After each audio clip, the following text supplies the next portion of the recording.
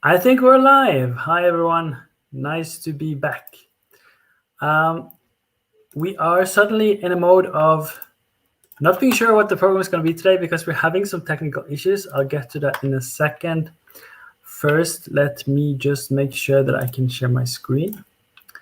And then let me welcome Vlad. Hey, Vlad, how are you doing? Hey, Rob. I'm fine. How are you? Good, I'm good. We have another one in the studio, but he hasn't been able to share his devices in the tool we've been using. We haven't run into the issue before. In the spirit of debugging, we tried to rule out that it's Chrome or Firefox related. He tried with Firefox. I've tried with Firefox. It works for me. And we haven't had anyone having issues before, so I'm so curious now. But hey, anyways, the speaker is having technical issues. If we are not able to solve this, we'll probably reschedule the talk for another meetup. We have some time prepared for questions from the audience, and I'm sure we can also give some update or some talk about how things have been and what we are looking forward to this semester. If someone is, I see someone is listening, but if someone would like to say something in the chat, feel free to do that now. We'll start. So we'll see if we have the talk today with Giovanni Tumicelli. I'm probably mispronouncing, but let's see. Just a couple of words first. As always, we're sponsored by Epcont. 1 second, I heard a ding dong. Could be because, give me a second. Okay. We're trying to get a connection with the speaker, but I cannot see him or hear him yet, but now we have that in the background. So sorry for the interruption. So Epcon is sponsoring this. As always, they're covering my time spent on the meetups. They would give you pizza or drinks if we would have to have if we would be having a physical meetup as we normally do, which is not the case today, as we all know. Epcon is a local meaning Austria-based European IT services company. Also have some personnel in Germany, South Africa, and other cities than Vienna in Austria. Always looking for people, also now in these troubling times. So if you are looking on Kurzarbeit and would like to see if there are other possibilities, we are hiring developers, front-end and back-end. On the front-end side is probably more fun in terms of JavaScript-based. Most of the stuff is Angular and React, but we also have more and more projects with Vue, which is awesome. For the backend, we are a Java shop. We are mainly using Java and some .NET. Doesn't mean that there can't be other stuff over time. Project manager, business analyst, data analytics, maybe less of those roles, but they do exist. Or if you're a beginner programmer, we also have positions for testers. So software testing could also be a nice way to get your foot into the IT sector and use your skills that you've learned by making software. I think that's about it. If anyone have questions, contact me, ask in the chat, post a comment in the meetup.com chat.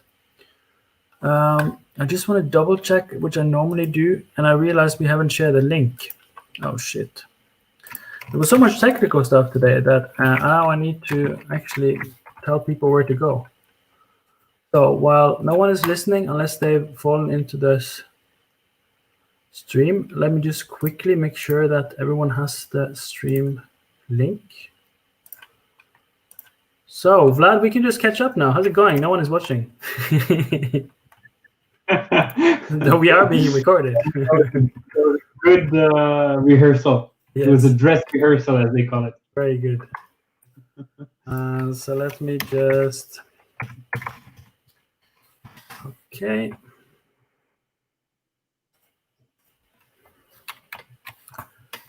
Let me just check the connection with our speaker. Yeah, no, he fell out. Was not really an option then.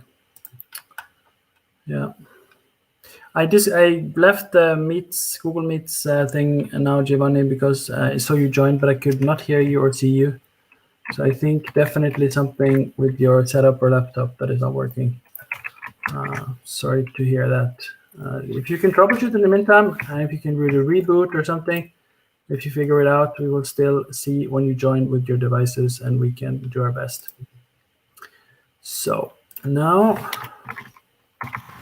should be live in maybe a minute or two. Okay. I think the summer vacation was too long. Git add git commit go live. Okay. I'll just provide the YouTube link for now, and then the other link will update soon. He just wrote in the chat. This is the first time I have this kind of problem, he says. Meetup. Do you have a way to like a chat connection to him, except for this chat, like WhatsApp or something? No, we have email in this chat, but I don't know what to say, Giovanni, because now he's gone, I think. Yeah, I can't see him here in the studio. Okay. He's trying to connect again. No, I don't know what is happening. Is there maybe a device that you need to connect? Do you maybe not have any device to select from? So let me just quickly make sure that we are giving people a chance to join. Oh, good.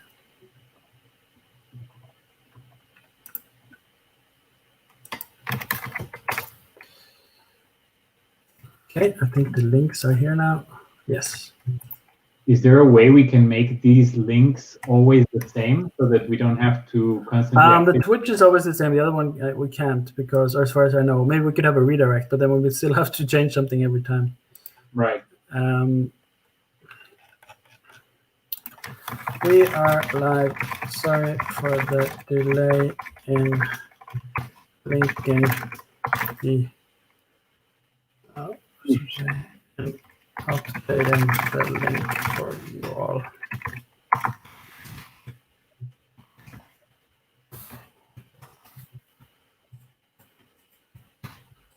Okay. Direct links.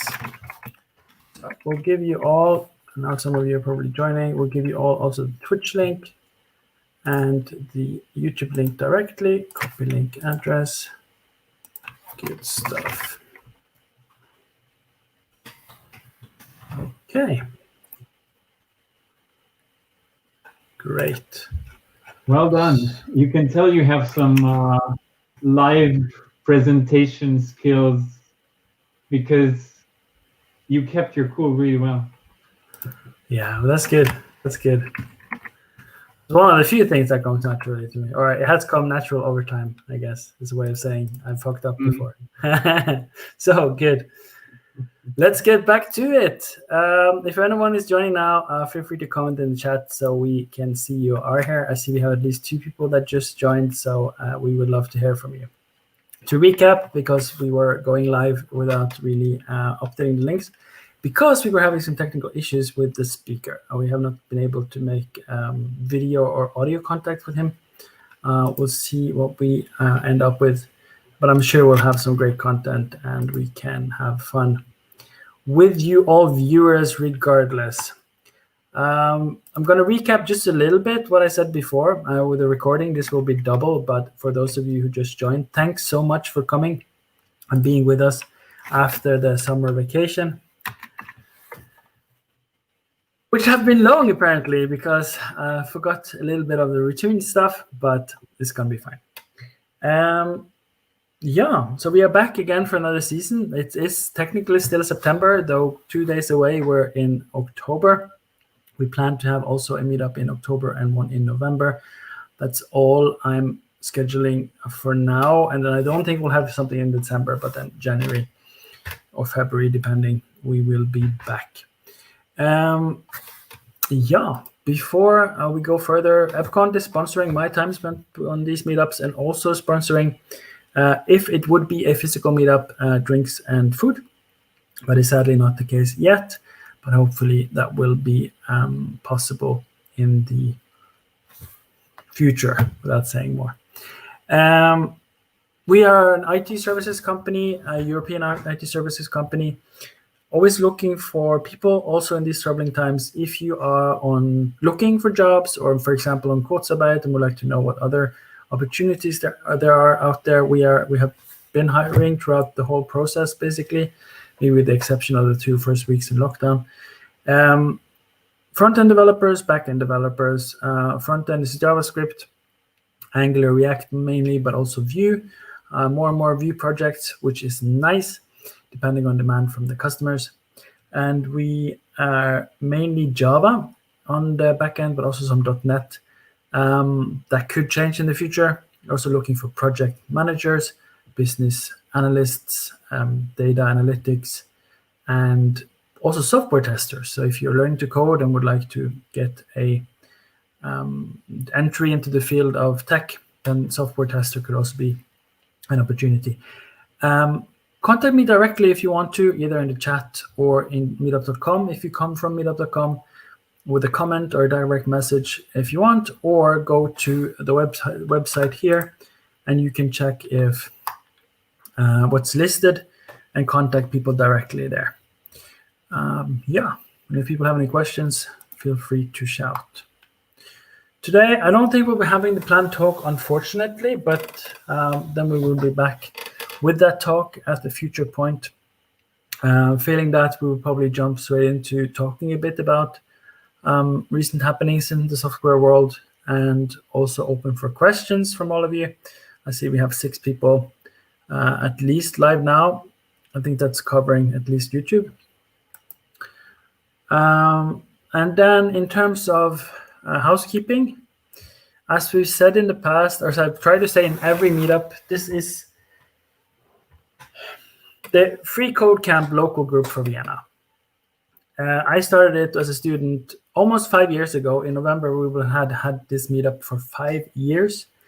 And as a student, I just wanted to meet other people studying. The fact that I made it into a meetup, regular meetup, is just because I like the format and I like hosting that. If people would like to expand it with, for example, study groups, or help us by giving a talk at a meetup, please contact me or Vlad. I will be happy to have more people involved. This is our group. So for everyone that wants to join, but also for everyone that is studying or wants to study at freecodecamp.org or .com, it's the local group for us here in Vienna.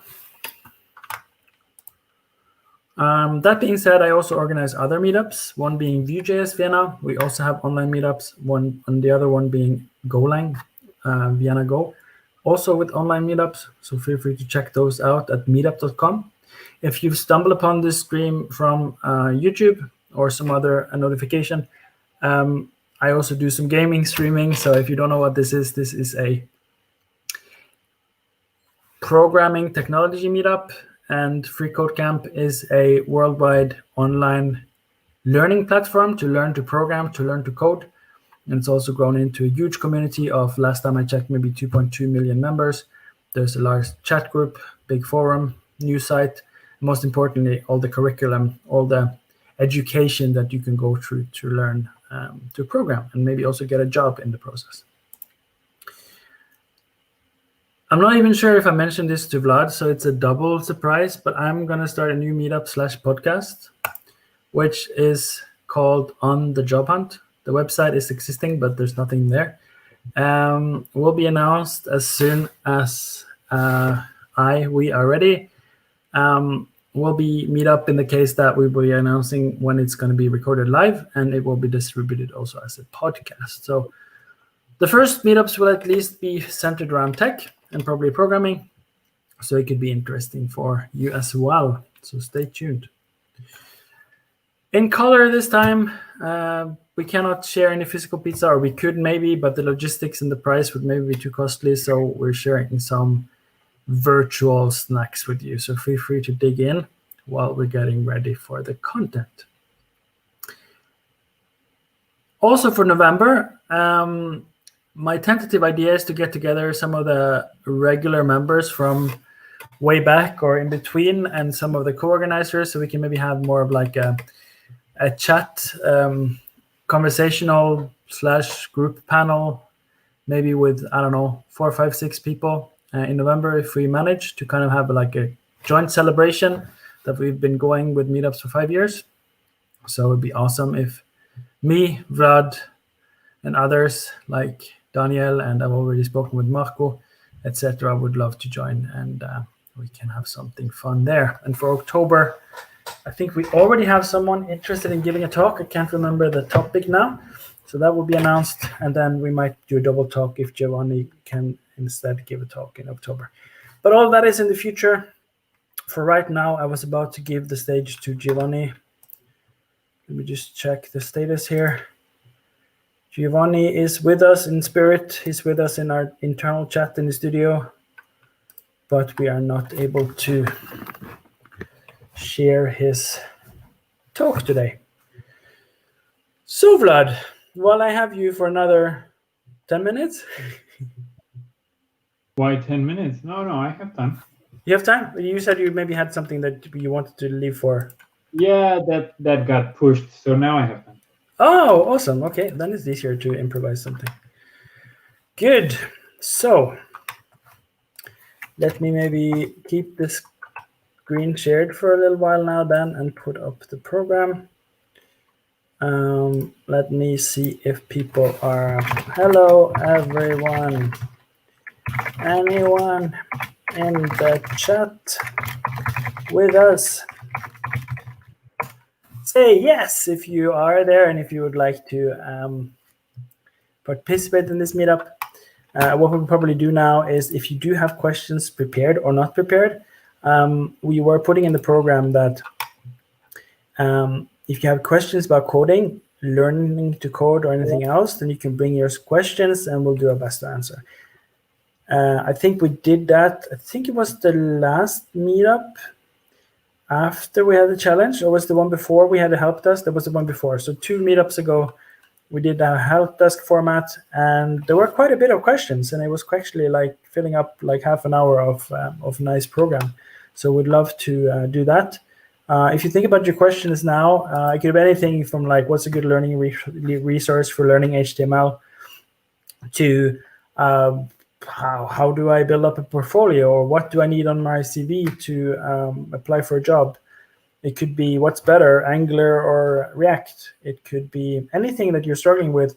Also in terms of like if you're working on a specific challenge in freeCodeCamp.org, or if you're using some other way to learn to code, you can share with us what you're struggling with.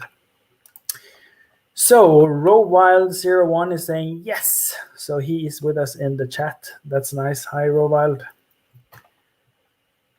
Then we have Huang Ching Ying. Sorry if I'm mispronouncing all of these things. He's saying yes. He's also with us. Hi. Nice to have you. Marius is also joining. Hey, Marius. A regular or semi-regular and all. Feel free to comment on that because your face looks familiar. Hey, nice to see you. Woohoo! Martin Klestil? Nein. I'm from Norway, so I'm reading it in Norwegian. It's probably something German. Martin Klestil. I have no idea. I'm probably mispronouncing. Hi, Martin. Nice to see you. Gerak842. Welcome, welcome. So we have quite a few people. I think we're 10 people now combined in the chats. Okay. Vlad, you're writing in the wrong chat window, or maybe you're not allowed to do the comments thing. I don't know. It says here that I can chat with the host and other guests. Oh. So I tried to do that, but yeah, I don't know. Did the messages only go to you?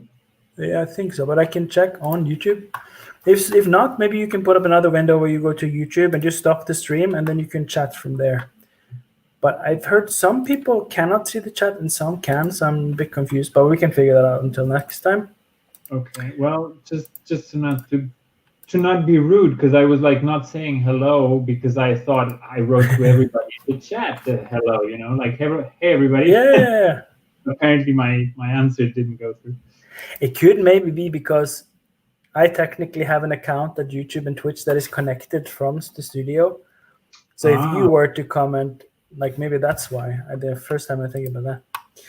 Right. Okay. So yeah. Are we taking questions?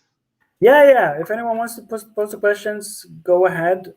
Giovanni must leave take care, Giovanni. I fully understand. It's a pity it didn't work. But next time then, let's talk in the meantime. This is a sign we should do dress rehearsals, I think. Yeah, we already did. Oh, we started before the live, me and Giovanni, but we didn't figure out. He wasn't able to share. Okay. It's a new problem. Okay. I think if I am to, I should probably not share my screen. 1 second. Before people so everybody feel free to ask some questions in the chat. Let's just talk about how the summer went and projects that you're working on. Yep. But yeah, I just wanted to say, but lately technology has just been, I don't know, hasn't been very reliable. How was your experience so far? Because I'm just struggling with even basic stuff that's supposed to work in a certain way and it's not. Mm-hmm.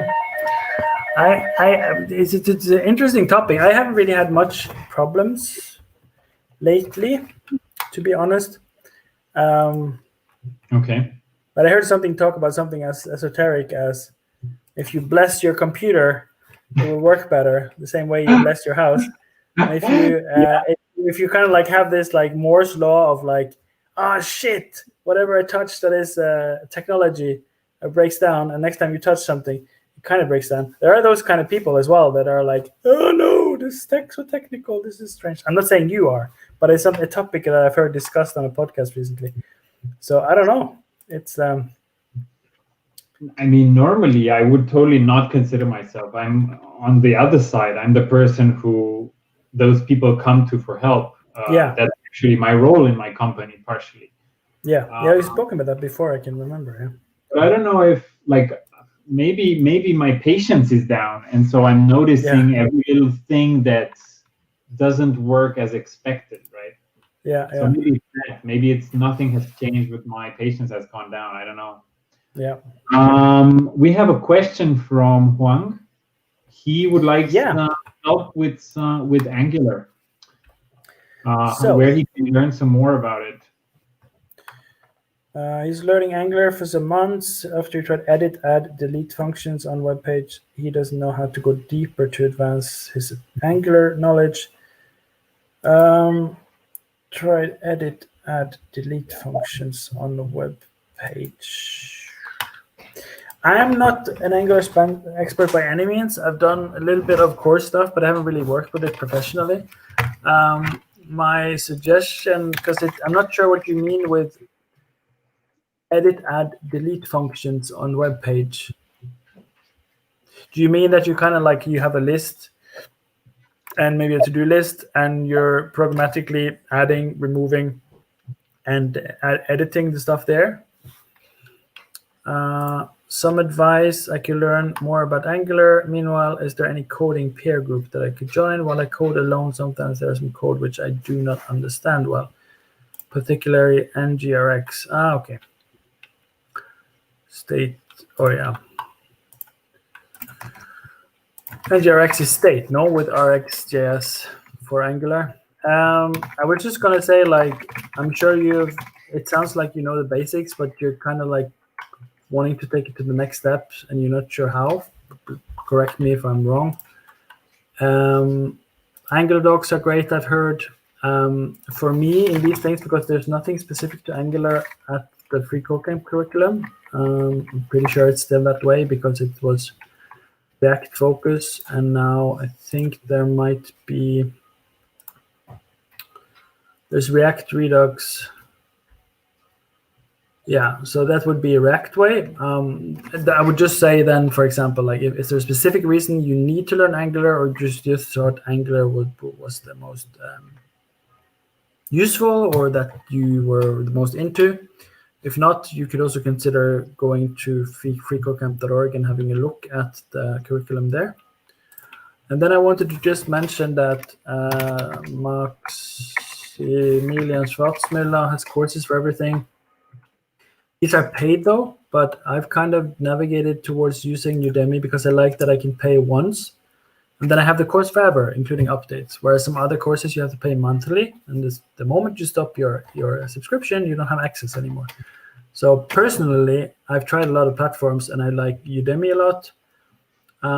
I would recommend anything made by Maximilian Schwarzmüller. He's like, everyone I talk to are like, oh yeah, you go to Udemy for front end, yeah, Maximilian, right? Yeah. And everyone loves him. So he can also just speed it up. He talks slow on purpose if you want to speed it up, and you can go through the course quicker. I think I have an affiliate link here, but it doesn't matter. I can share it later if I remember. That would be my advice. When it comes to study group, I think you could think about going to freeCodeCamp.org.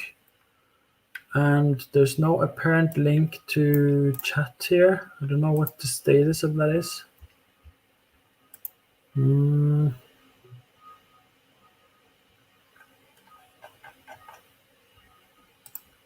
Maybe learn.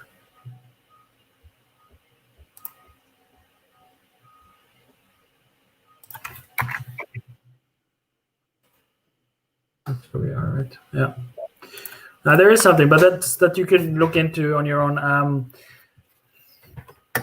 Feel free to post at meetup.com. We also do have a not so very active Facebook group, but you can ask if you're looking for locals.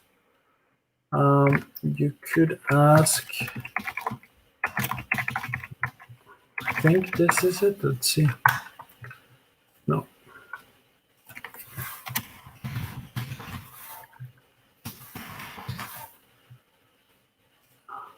I'll post this link in the chat.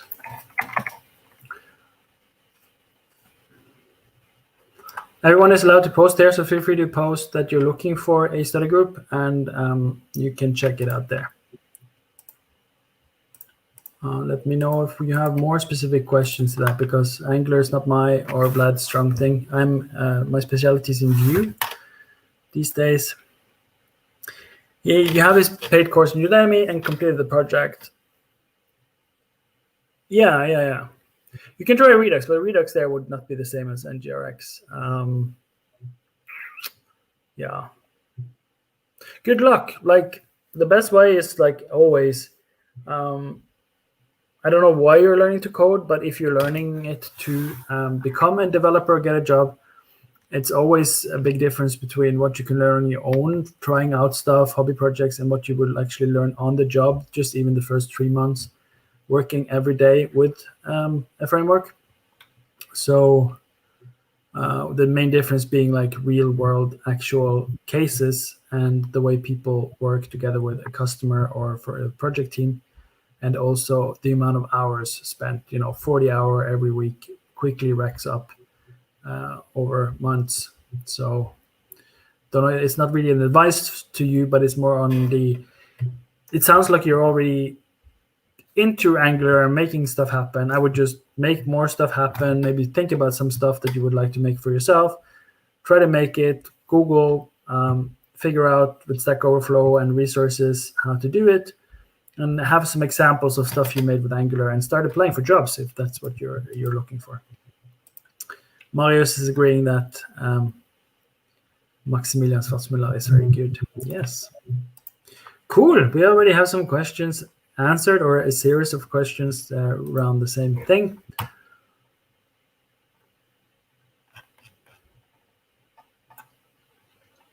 There's one part here I haven't started it since, because it wasn't existing when I did freeCodeCamp with object-oriented programming. Maybe to give a little bit of context, like Vlad has a different story. I think he more improved his skill set, which was really handy for him via freeCodeCamp and other courses. I basically got my first developer job thanks to freecodecamp.org, or now it's .com mainly, but yeah, it's still freecodecamp.org. And based it around the core curriculum there, expanded with Udemy and Treehouse courses, and started applying for jobs maybe less than a year after it started, maybe around 8 months mark. Didn't have luck the first time, changed my resume a bit, And then I had luck. The first interview I had is actually the job I got, but I think I had 5 more interviews, and I probably sent like, I don't know. I think I've said 50 before, but I don't know if it was 20, 30, 50 applications, but sent applications, got interviews, and got a job. So it's possible. You can learn via freeCodeCamp as long as you are able to problem solve and code stuff. There is hope, and also in finding a company that also looks for juniors and that are willing to take on juniors and sort of help them get up to speed. That's a good match if you're looking to take on juniors and sort of help them. So I will just have a look here in waiting for more questions. If you have any questions, I see there are some people in the chat. Feel free to ask and interrupt at any time, and we will address your questions. Think about things people see every day, like cars, shops, and birds.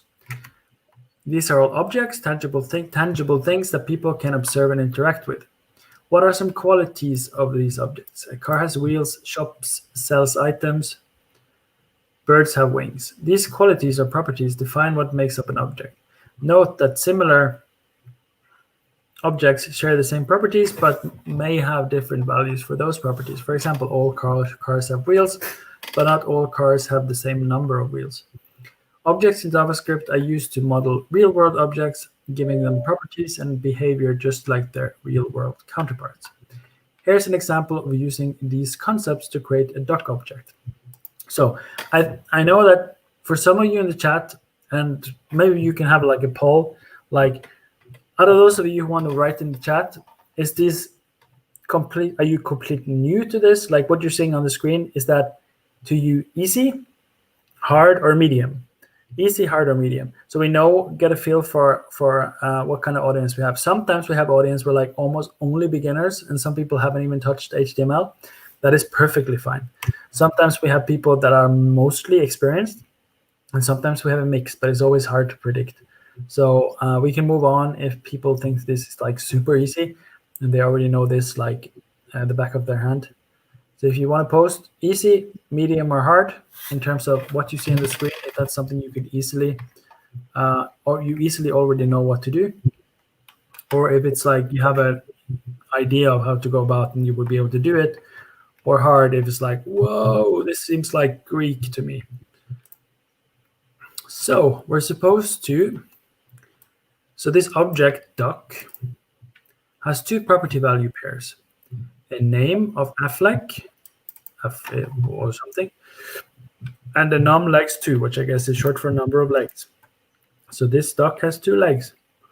Now we should create a doc object with name and num legs properties and set them to a string and a number, respectively. So the dog, its name is Dingo, and his number of legs. His number of legs is 7, right?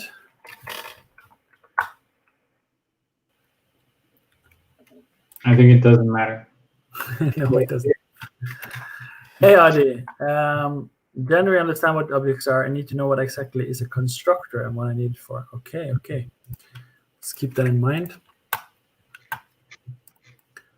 Yay! Submit and go to the next. I think there might even be some stuff about classes here. So let's, how do I go back?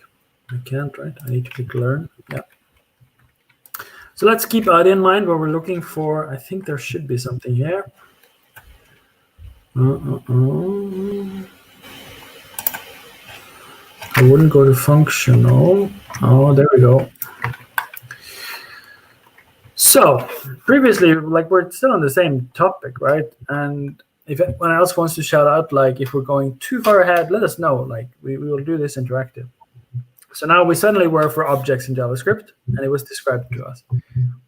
Now we're talking about constructor property, which is in classes.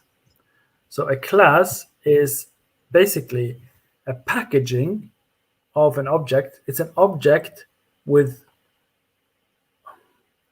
it's a supercharged object that has a lot of more stuff it can do, but it has to do that. You have to do the stuff in a more strict way than just using objects. You can do all the things with classes in JavaScript. You can also do that with pure objects. Some people prefer it, but the future is definitely with ES6 having become the standard, and we're now advanced sort of past that, unless you're stuck with I11. Or maybe even then it would be fine, I think, these days. Now I'm rambling. So, enough backstory. There's a special Constructor property on the class located in the object instance Duck and Beagle that were created in the previous challenges. So, actually, this might actually be object constructor. Okay, but it's probably helpful for us to understand. To understand how it's also used then in a class. So we have Duck is a new bird. So that would actually be, let's go one step back, because this is in the middle of stuff. Because I think if we understand how to do this without a constructor, it would be good for us to do this. Yeah, there we go. We skipped ahead. All right. So I think here it's fine. We can go one ahead. And then I think, yep. Okay, good. Because what you saw before where we said new bird, so this is still objects. If you mean a constructor when it comes to classes, that's fine. Am I actually confusing it now? Is there no constructor? And there's only super, right? Which, let me just check. Just to not confuse you, because I think we're always talking about objects. Sorry about that. No, okay. So it's also in classes. Okay, cool. But it's something that is also present in objects, and classes is an expanded version of objects. So it's good to know how it's working in objects. And then once you bring it forward to the class paradigm, you can also, you know better what it is and why we would want to do it. So here's a constructor. It basically is a function that builds for us parts of an object, properties of an object. The constructor confines an bird object with properties name, color, and numlegs, and sets it to Albert, Blue, and 2 respectively. Constructors follow a few conventions. Constructors are defined with a capitalized name to distinguish them from other functions that are not constructors. Constructors use the keyword this to set properties of the object they will create. Inside the constructor, this refers to the new object it will create. Constructors define properties and behaviors instead of returning a value as other functions might. Create a constructor dog. So I will have to create a function that is a constructor by convention, because it is capital B and has this dot name. So I should have it with properties name, color, and numlegs that are set to string, to a string and number respectively. So we can again say that this one is dingo, and then we can do like this color is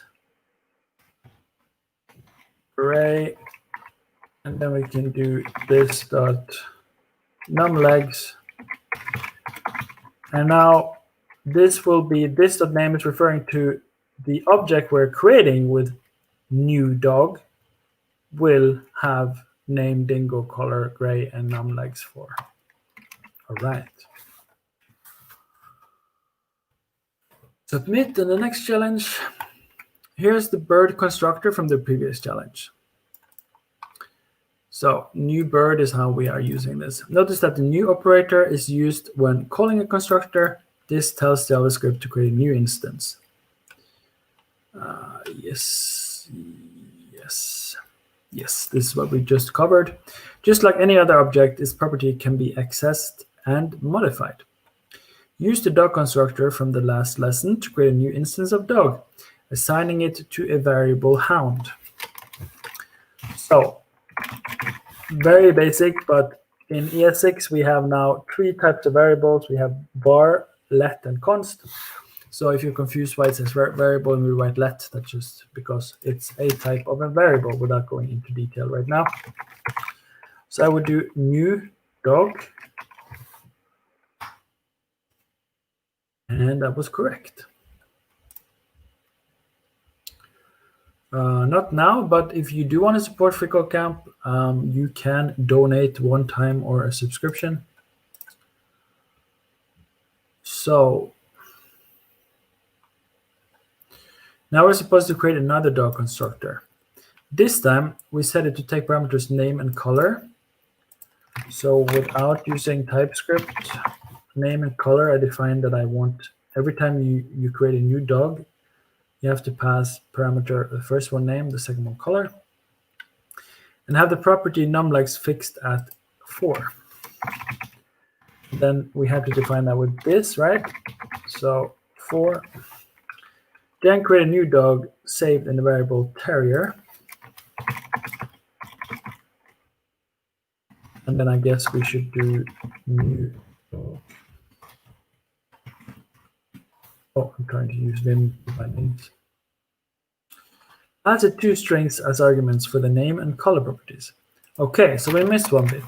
Because now if we do this, we pass it like Rudolph and what was the other one? Color, green. And we test it. It says dog should receive an argument for name and should receive an argument for color. So it kind of does, but the dog itself is supposed to have a name, right? So then if we do this, it's fine. And if we do this with color, we can do this. Cool. And it's a bit of a pity, or actually, can we do that here? No. Let me get up JS bin to show you what is happening, because that can maybe be helpful. I really like this tool here. And here I have Vim, so that's good. Or not. Do I have caps on? No.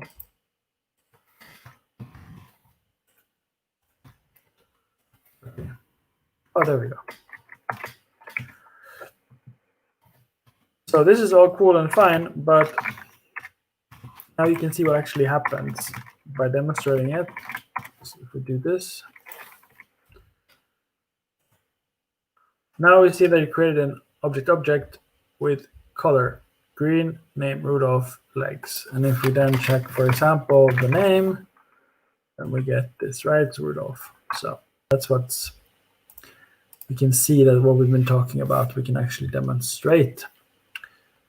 Okay, and now I think we did pass, right? Yeah.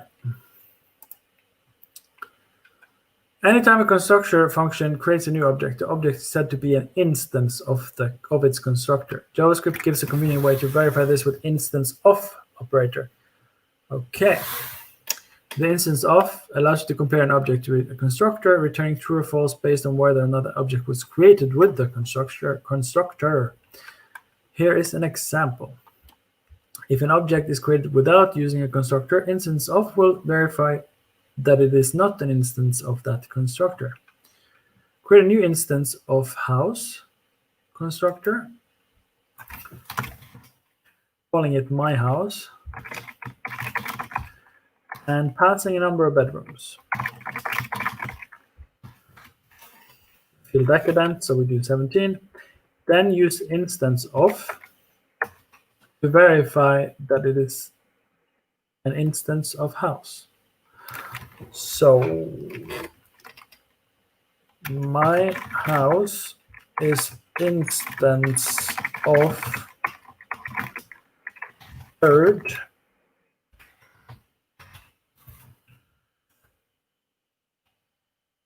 and it's not bird because we're talking about house. All right.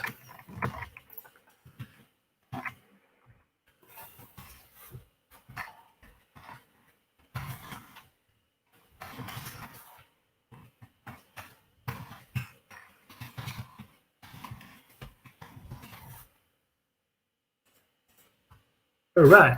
So we see that my house is instance of house because we put it into a variable test. We could have just put this inside of here as well. And now I can also demonstrate that if I put like bird here, it's going to probably run an error. Yeah. Just because we don't have, it's complaining that we don't have bird. And that's true. So if we do house, and if we do, is this the correct one? No, because we would actually have to, yeah, so this is the reverse, and it's true. Good. Right.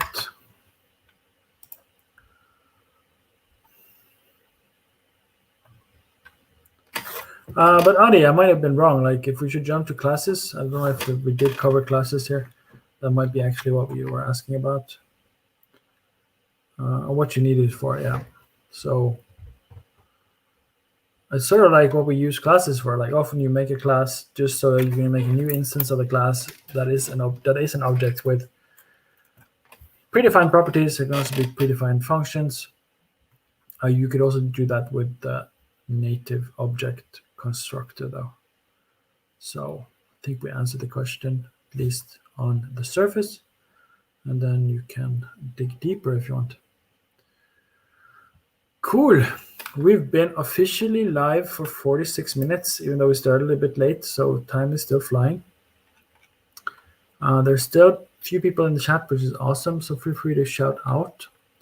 I would continue, but I feel like it's not necessarily the best time spent if we're just going to talk about objects for the next half an hour. So if someone has any specific questions, or just like, hey, you can tell me what you want us to look at. There's front-end libraries. I'm not a React expert, for example, meaning I've made some stuff with it, but I haven't used it professionally yet, as in a paid project. Or we could have a look at some other stuff from here, or we could have a look at some stuff here, or we could make something with Vue, though maybe that's ambitious. Adi is saying, what I understood is that a constructor builds an object. Yes. Yes. Yes. Yes. It's building an object, and you have a lot of options on what you want that object, that instance of the object to, or of the constructor to contain. And they will always contain that as long as you're using the same constructor to build more instances of that constructor, which is an object. So yeah, your answer is simplified, but that's correct. I just wanted to emphasize that it's more than simply making an object.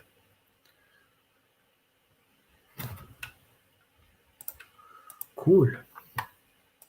How's your summer been, Vlad? Ups and downs, right, with COVID and stuff? Yeah, I mean, yeah, actually summer has been quiet. It's now starting to get a little bit more busy, I guess, because our business is also going back up since we have to work with hospitals. But yeah, I mean, just for me personally, I've started and now almost completed a coaching course, like in order to become a personal coach. Yeah, which is what my website is. I'm just going to plug it shamelessly. It's in my name. That's what theclarity.com is about. So if anybody feels like they're struggling with some obstacle in their life or some decision that's bigger than usual or then feels good, or they want to get over some kind of a plateau, just shout out. And yeah, let's see what that's we made can with the do. Maybe Apex, we can work I guess. together. No, it's not. No, this is pure nice. You know, HTML, CSS, and JavaScript. Well, it has,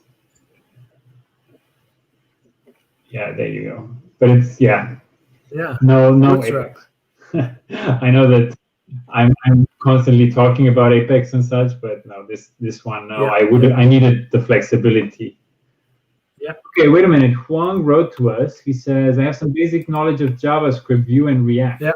And Vue and React are both popular in the job market. So how to choose which framework to start? Okay. Yeah, so you can either go with Vue, Or you since can we go are with biased Vue. towards it here. But there's just as a complete, I have no idea about any of those, like how to work with them. But I can say start wherever. Yeah. It's more important to start than to spend a long time researching. So since you've just heard, Rob say Vue, just go with Vue. Start somewhere. It's better than the alternative, which is going crazy about which one is better. Yeah. I think Rob can tell you a little bit about how they're used. I think Angular is still used in more corporate environments. Oh yes, enterprise. Yeah.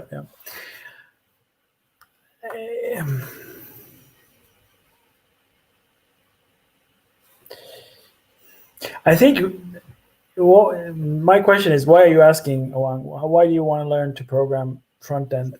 Is it because you want to get a job? And if it's because you want to get a job, React is probably the safest bet, just because while there might be, depending on where you're looking for a job, there might be more Angular jobs available. I haven't checked the last year maybe. Then there will be React or Vue jobs available. Angular is kind of like what a lot of people started with after jQuery and fell in love with and was solving a lot of issues. And then Angular 2 came. That's a long story, but that kind of solidified with that the going from Angular 2 upwards shouldn't be as hard as going from Angular 1 and to 2 as it used to be. So once they came over that hurdle, a lot of people chose to stick with it because it was one of the early things. People built up a lot of knowledge in the company, and it was there to stay. And it's still being made new projects in Angular. It's modernized, and it's definitely up to speed with the other frameworks. And because of this sort of like early adoption, one of the early frameworks available that kind of like did something new and reactive, or reactive came later, but new and made it easier for us, it's there to stay.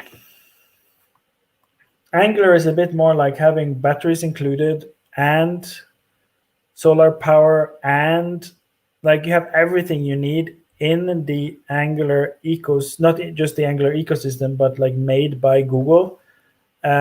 So you can just choose to use from predefined things what you want to have part of your app, and you kind of have like a solution for everything. It also means that the documentation is bigger. There's more things available. So it's a harder learning curve to get into it. But once you do, you kind of have like patterns, or you will find out how to do something right easy. But there's a bit of setup, and yeah. React is kind of like in between in that it had also been around for a while. It's not so much older than Vue, actually. They kind of have like a similar timeline from when React was finally made public, and Vue was always open source. So when that was sort of started, but React had more quicker adoption at the time because of more publicity with Facebook being behind it, and it was also much more feature complete than Vue was at the time, but that's a different story. React is a bit opposite to Angular in that it's a bit more down and close to JavaScript and ES6. So you will create stuff not from scratch, but you will create. It will feel a bit more closer to your JavaScript knowledge. And there's less conventions and less batteries included. So it has an in-between learning curve in that it's harder to learn than Vue because there's a bit more to get into your head about how stuff is functioning so that you know ways you can make the same thing done in different ways, I guess. I'm maybe rambling a bit now. But I haven't really tasted React over the last maybe a year or two. So things have there are more conventions about like you should have best practices. You should do stuff certain ways, more functional, and those kind of things. So it's a different ecosystem. A lot of people swear by React. They have tried Vue, but like they love using React, so they're going with it. React is a bit more versatile and it's not so locked into you get batteries included for everything. Definitely a huge ecosystem. You can't go wrong with React. If someone want to arrest me or correct me or expand on what I'm saying right now, feel free to jump in the chat. Vue is kind of like so it's obviously the one I know the most about. It's nice in between in that with Angular you have stuff where you have like a templating language, or you use templates where you define stuff, sort of like in HTML context, or what's it called? Well, yeah, the syntax. The syntax is HTML, and you're kind of like expanding on that. And that's Angular and Vue both have that. Angular is a bit more like everything that, at least that's how it can be, and I think it still is, like mainly having attributes for everything. And then you hook stuff into that, but I'm not an Angular expert. You still have that kind of syntax, but you have it mixed in single file components in Vue with the template, the script part, which is all the JavaScript logic, and then you have the style in its own block where you define the CSS. It definitely has the gentler learning curve. Doesn't mean it's super easy to learn, but I would say it's quite easy. You just go to get started and you have a look at the first page. There are some examples that you can basically just play around with in Code Sandbox. And then the stuff is very straightforward. Vue 3 is just announced. It is available stably, but it won't be part of the Vue CLI, the standard tool, before probably the end of the year. Not that much like wow, new stuff in Vue, but Vue 3 is faster. Is mainly the main takeaway if you want to go to Vue 3. So if you're learning Vue now, I would start with Vue 3.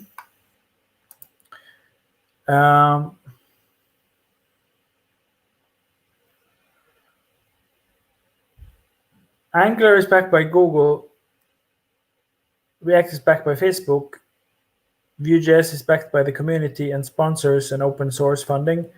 Evan You is an independent guy that created it. Now there's a collaborative effort, obviously, being open source. It's a huge worldwide community, and some of the tools that you would use are maintained also by the core team, meaning Evan You and his team, such as State. You would have UX, and then you have Router, Vue Router, and there's also, yeah, and that's mainly it. So Vue CLI and Vue Loader and stuff like this. But yes. But also, the downside of having Vue is that what happens if Evan You gets hit by a bus, God forbid, or something happens? A lot of stuff is relying on his expertise, and there's like this one leader who is a bit like, put on a pedestal and has a big fan base, and he is really good at what he does. So that's an uncertainty. Some companies don't like that. They like that there's a company behind. And also the ecosystem is a bit more diverse. But at this point, it's so mature that it's if you do a little bit of research, you'll quickly figure out what to use to be safe. And you can always experiment with the new and nice new plugin libraries or libraries that cover use cases for Vue that you can experiment with. So that was a long explanation, but Vue is the answer.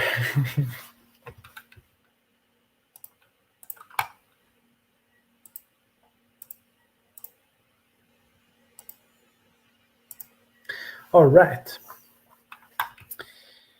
I think we'll probably aim at maybe wrapping up in the next 10 minutes if we don't get like a flood of time-consuming questions. I think that would fit well with the schedule. We still have 6 people in the chat, which is awesome. Feel free to shout out and just say, "This is awesome," if you're still with us or something similar.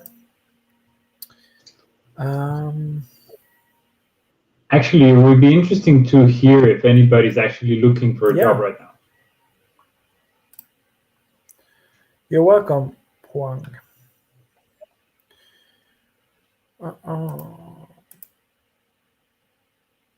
Who's looking for a job? JavaScript or other job? Front end? No, what am I saying? Programming job? This is awesome, Mari. Woohoo! Yes, we have some participation. Nice.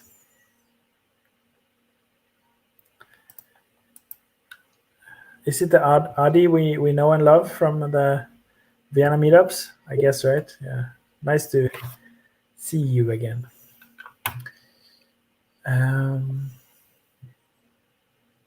No one looking for a job. Okay. But if you are, feel free to mention it in the comments.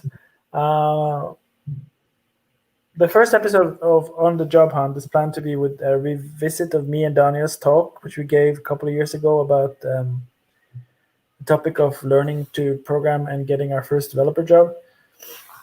I can find it and share a link, but we will be covering a bit where we are now and going over that talk with some follow-ups. freeCodeCamp, self-taught developer.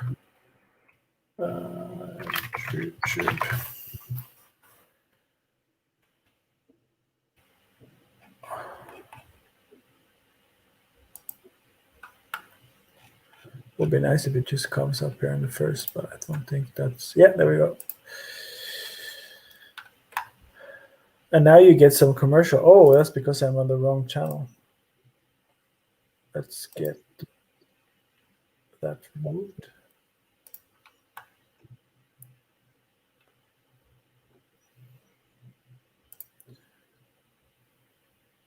There we go. So all this to say, I'll just wanted to share the link with you in the chat.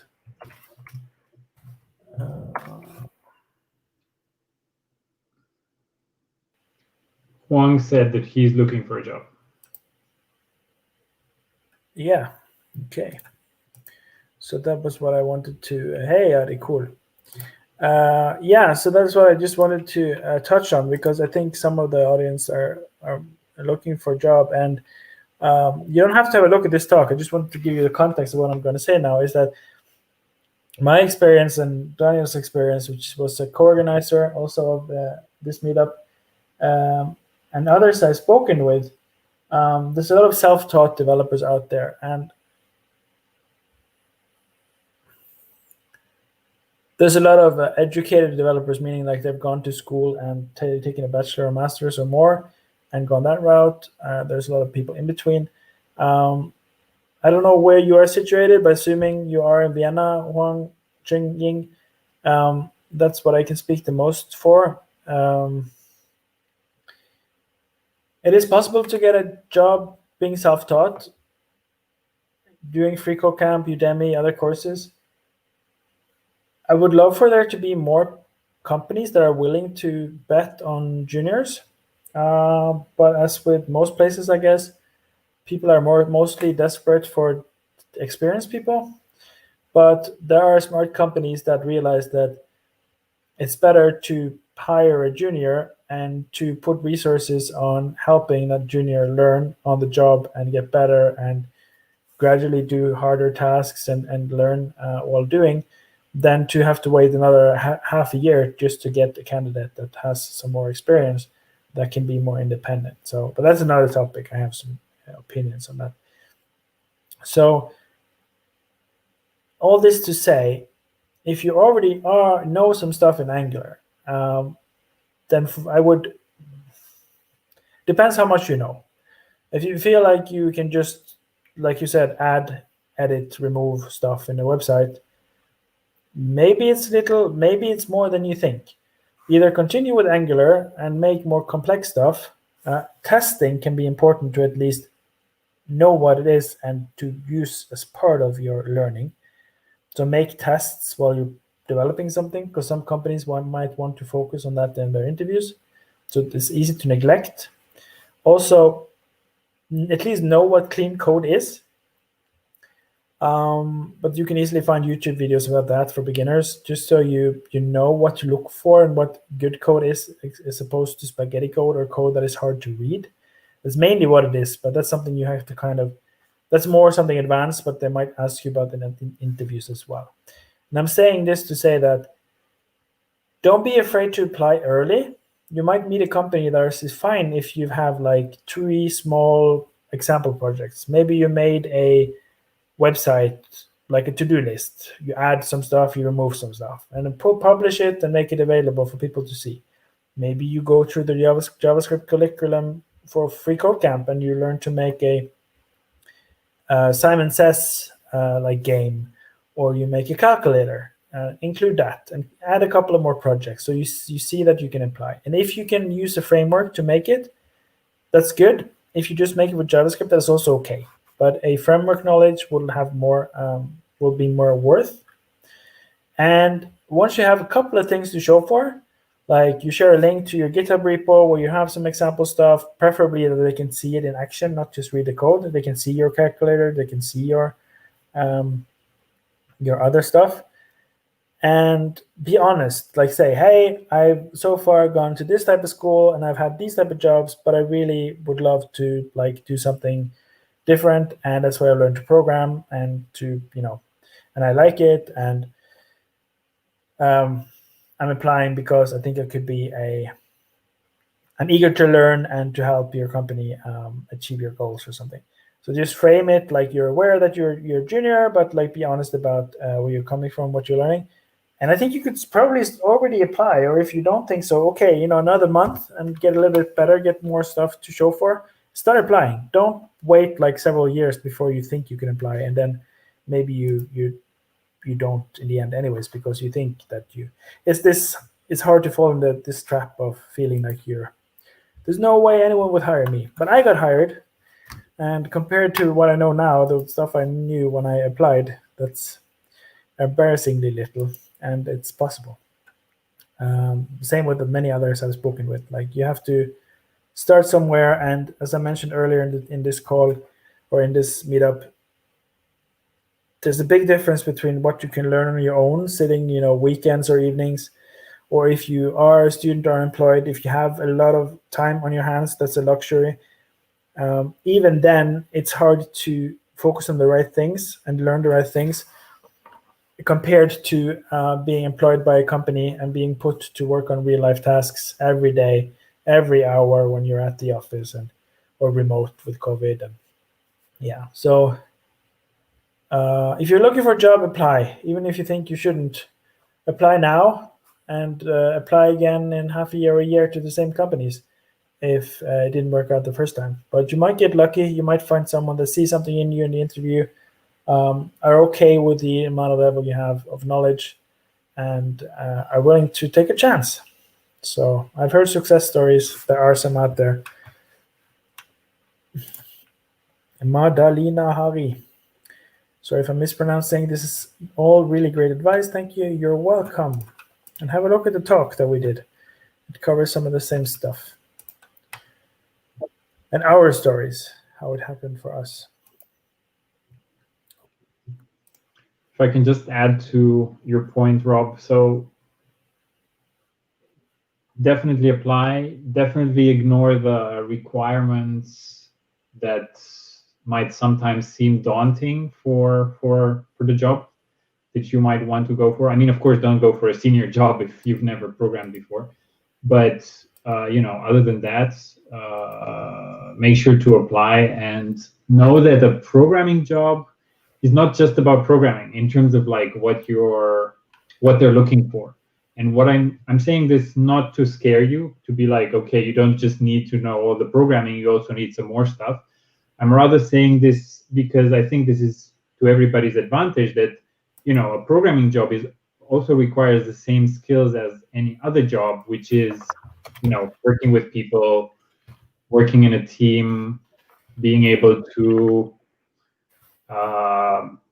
communicate well, or just being able to communicate, and so on and so forth. So there are some skills, some soft skills which come with the territory. And why I'm saying this is, don't be afraid to provide your other experiences that have nothing to do with coding, because all of these things will add to your resume in terms of your soft skills, your capacity to communicate, to work on projects, to work with people in a team, and so on and so forth, right? Yeah. So it's not just about your programming skills. Go ahead and mention your other activities, your hobbies, your projects, because these matter as well. It's not just being able to create a constructor for dogs. Yeah. That's a really good point. Thanks. And it ties in a bit also with Marlena is following up and saying that companies are willing to take a chance. Companies that are willing to take a chance in Vienna there's not that many of them in her experience. I kind of agree, but it happens.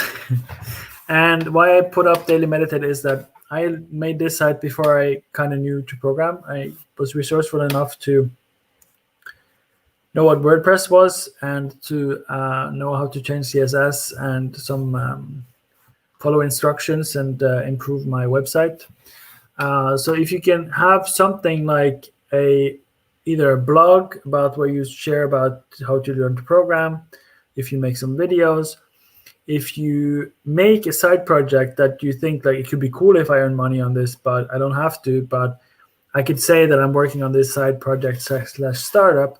And if you really have something like that, if you frame it in the right way, the interviewer, the potential employer, might see some good skills in you, how you tackle that project, the amount of knowledge that you were able to learn, like to problem solve, also to develop and program and make a website or an app happen. Maybe it took you half a year or a year. Maybe it failed. Maybe it had a little bit of income, so it was a half success. But that's better than just learning a bit here, learning a bit there, applying. You can kind of like get that edge in by saying that between January this year and January next year, so you had a year of, and it could be side business. So you can have like a personal project or personal startup, or call it something. Put it in your resume and be honest. Say, over that year, I developed a project or an app or a website, and here it is. Look at this on the screen. And I wanted it to be this, and it kind of became that, but it became more. And I did that with this framework and this with that. And if I do it again, I would do it differently in this way. But it was really a learning experience. And if you can also see that you're dedicated enough to spend energy and dedication over time for something that is kind of like equivalent to a startup, like trying to create something from scratch for potential profit or some other goal, that could be one way of kind of like differentiating yourself. So that's why I'm showing this website. This website, I learned to make websites without really knowing to program. I don't know if this website exists anymore. I don't think so. I created basically a company together with a friend, and we later got a partner. Well, I had a normal customer service job in Norway. Did this on the side together with my friend. He worked full-time in sales, and we did this on like evenings and weekends. And we tried to sell websites to companies made with WordPress. We were clear that this was sort of more like a off-the-shelf package deal, and we would make a website for you for a fixed price and would include this and not this. And if you wanted more, it cost this much more. And we got some income. It just wasn't enough for us to live full-time on. So we basically, in the end, decided to actually sell it to the third partner. And that was a way for me to learn, and for him and me to start a business. And that kind of grew into, while I was doing it, I learned more and more like, hey, I can actually do some programming. Maybe I can learn this HTML and CSS really for real this time. Oh, I can. Okay, we can maybe host server stuff, so we save money. We don't have to have it on shared hosting. We can maybe have like a virtual private server, and we can host it ourselves. Can I do that? oh, I took a course. Wow, okay, it's easier than I thought, and I did it in a safe way. So that was nice. And then I was like, hey, I can probably try to learn programming again. I talk about it in the talk as well. And I succeeded. And that kind of like grew into something bigger. So if you feel like you're at a disadvantage, I think with some ingenuity, some creativity, you can find a way to make companies want to hire you, even if you don't have years of programming experience for another company. Internships, of course, that could be, so in Austria, I've heard that can be free or cheap if you, depending on what kind of education you're going through. I don't know what the possibilities are if you're not going through an education, but I think you can probably apply for something like a summer internship. My company at least pays, we pay. We don't have unpaid interns as far as I know. So that could be a possibility. It helped for me that I've started a meetup. That was something to put on my resume. Yeah, be creative. Now we're gone 16 minutes since I said maybe we can go 10 minutes more. So unless there are any last minute questions, how do you feel, Vlad? Should we ease out? Yeah, I mean, I do need to peace out at 30:30. Yeah. I see that, yeah, right now this is quiet. Yep. Okay. It was nice. Keep in mind that our sponsor is looking. In some departments, maybe software testing, we can go back to that. If you don't have that much experience, you can, depending on the company, I would have to investigate a bit more on our side, but you might be fit for software testing if you know programming basics and you know a framework or can easily learn. That could be a route to get into a company that does development, do like a year or two of software testing, and then internally change a job. On the job hunt, keep an eye out. We'll announce it to you anyways when it's ready and available. That would also be fitting. We'll talk not just about sending in resumes, but also about, for example, how to go from self-taught developer to getting your first job, soft skills like what is good to do in interviews and not, and resumes, what's good to have there and stuff. So over the course of many episodes, hopefully you can get some good tips there as well. So Adi is saying, thanks a lot. Thanks for coming, Adi. Let me remove this. Wang Jin is saying thank you both, and Madalena Hari is saying thank you. Awesome. I think we can do this. Yeah. Cool. Okay, well then in 60 seconds we'll be finished with this meetup. Thank you all for coming. We'll tune out. The recording will immediately be made available. So I think once you're finished, you can just refresh your screen, or actually you're probably going to be able to just go back in time if you want to rewatch it. Feel free to share it with friends or other people interested. Igor Teza wrote in the chat, but they're categorized as spam. I'll have a look into that for next time because I haven't heard that being an issue for us. But sorry about that. What are you doing wrong? Maybe write to us in the questions. Yeah, you can. If you write meetup.com, you can write us there, or you can contact me at ROBAX. So basically my name together, Rob Axelson at Twitter. That's just DM me there or tweet me, Rob Axelson at Twitter. That's easy. Otherwise, I wanted to just check now. So I'll check on YouTube and I'll check the settings for the chat.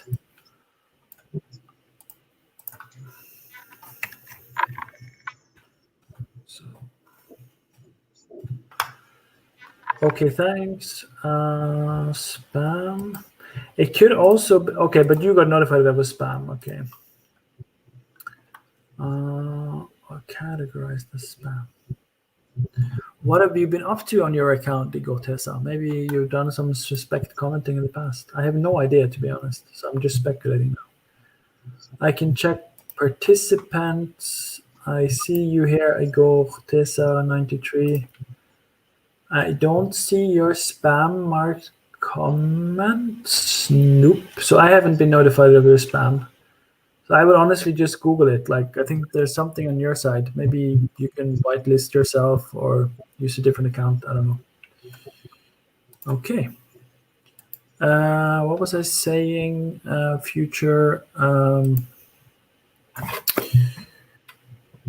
Yeah. I bought a. I'll be back next time with a professional mic. But I didn't make it work this time because apparently I cannot take a mini jack plug into my laptop where it should be a headset. So I probably need a adapter or something like this. I'll figure it out until next time.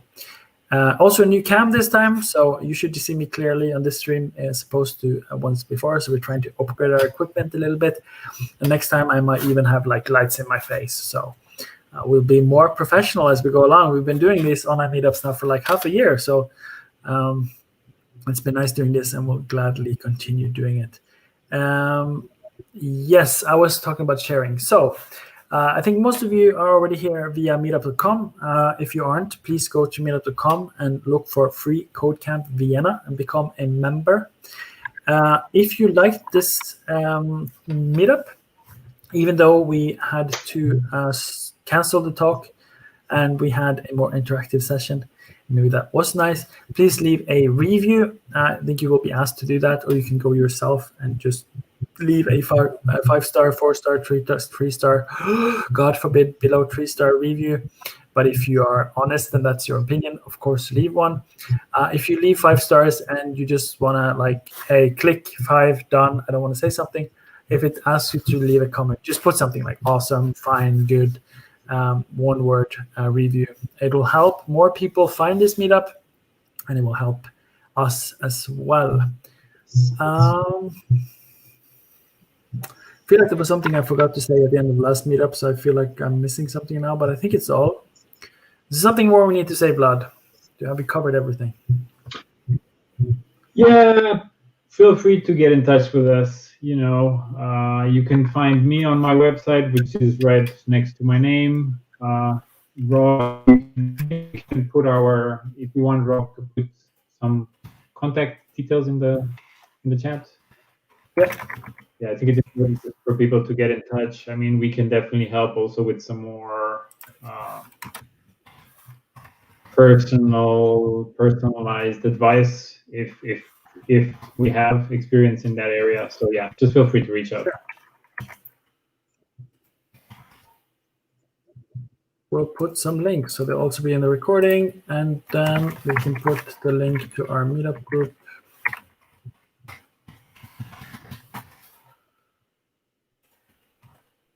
So we're just going to fade out soon then. Thanks everyone for coming. It was awesome. Bye-bye, everyone in the chat. It was nice. Thanks, everybody. Take care. Take it easy.